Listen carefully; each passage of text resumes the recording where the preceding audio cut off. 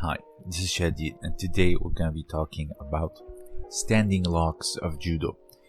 People think that you cannot do Kansetsu in a standing format of competition, but you actually can.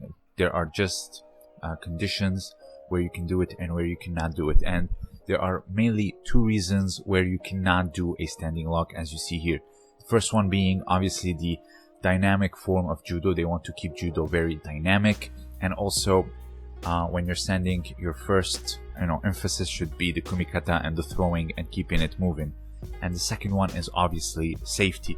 So this video we're gonna see how you can actually do standing locks, and also we're gonna look at one where it might look a little bit unrealistic. You can also see it in Aikido, but at the same time I want to show that it can actually work in Judo's competition format, but it's actually very dangerous, so I'll keep it towards the end. So first one being is obviously Udaip Gatame. Udaip Gatame is where you lock your opponent's elbow, where you connect their arm on your shoulder, and also you press their elbow. You can also grab the wrist and the other one, pushing the elbow. That can also qualify as an Udaip Gatame, not the hand, but actually the elbow and the wrist. That would be a Tei Gatame, which is another submission.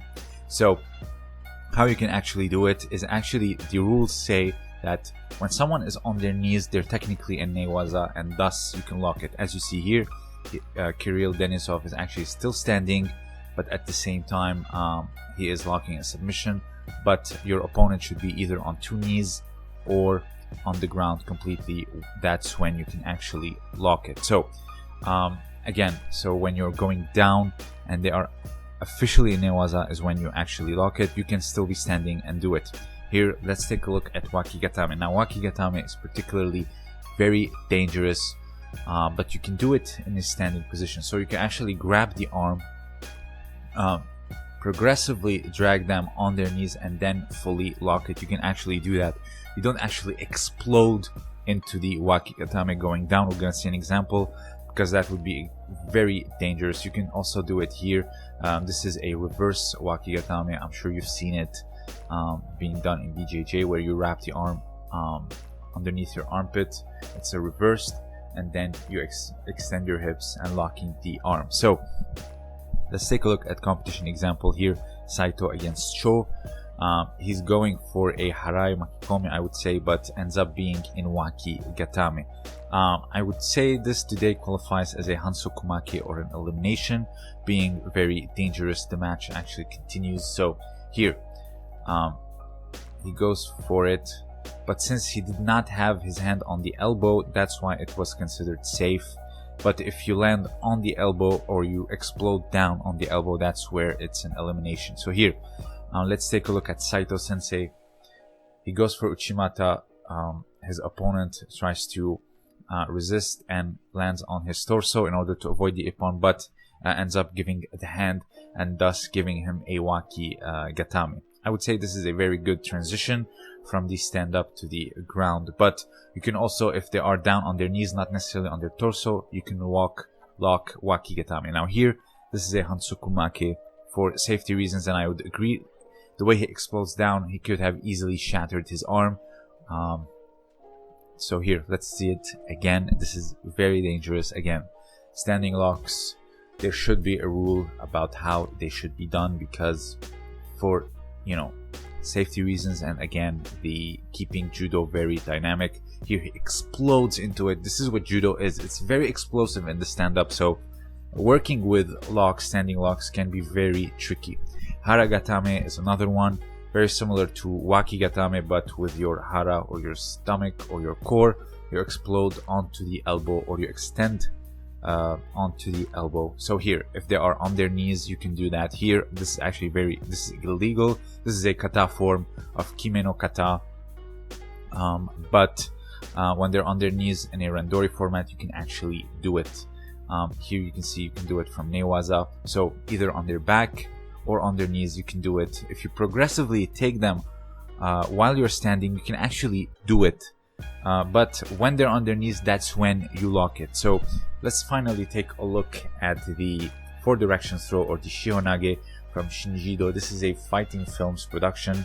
The chapter is the standing locks of Judo. He does a lot of the classical ones I've showed, and also some that he credits to Aikido, like this one. So here he explains that he grabs actually the bottom of the forearm and not the wrist, because the wrist, where wrist locks with the explosive format or competition format of Judo can be very dangerous. I have no problem personally with wrist locks in Waza, but here he explains that he grabs the bottom of the forearm, not the wrist. He twists, he rotates his body, and then locks his opponent's arm and chops down. Now this can be very dangerous, as when you chop down and they tend to resist to avoid the ippon or the tap, they actually end up hurting their elbow and also their shoulder. This is like your standing Americana or Udaip. So here, in order to protect yourself from it, you actually have to do a break fall, but that would be an ippon. And someone in competition, they're gonna obviously resist, not do a break fall. So that's how they would get injured. So people would say this is an unrealistic lock. I've seen this multiple times, but if here you see the way Maruyama enters a Sodetsuri Komigoshi here against Anbol, the way he rotates, but imagine if he went under the arm the way Shinjido did for Shihonage, in a very explosive entry, he can actually do it. I would say Shihonage is very much plausible if you train it right. Here you see the way he rotated and entered under the arm, you can do it. Here, let's take a look at Hashimoto's one arm Sodetsuri Komigoshi. Look, the way he rotates underneath the arm and drags him down, it can be very dangerous. He actually lost the match because he landed on the elbow, very similar to the Wakigatame that we saw, that was Hansokumake, or a direct elimination. So you actually can do standing locks in Judo. For example, you grab the Wakigatame, you drag them down. Once they're on their knees, that's when you put pressure on the elbow. Same with Hara Gatame, same with Udaip, as you saw Kirill Denisov. So I understand the rules behind the standing locks of Judo, because Judo is very dynamic, it's very explosive, and if you just have no rules when it comes to standing locks, people are either going to be trying to wrist lock people and it's going to be less dynamic, or you're going to see ripped arms all over the place.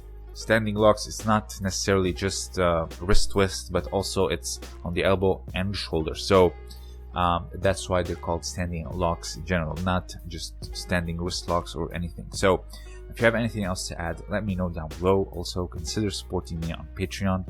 I have exclusive content for the patrons only. This was Shadi, and as always, thank you for listening.